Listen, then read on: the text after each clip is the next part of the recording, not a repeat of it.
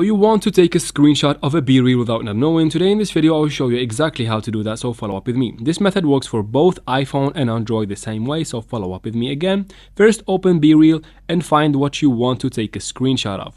Let's say I want to take a screenshot of this Bereal.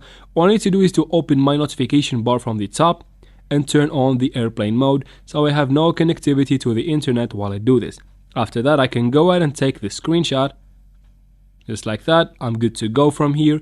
All I need to do now is to quit the app, and if I am on Android it is enough to clear the data of the app. So I go to the app settings and clear data in the bottom right here, just like that.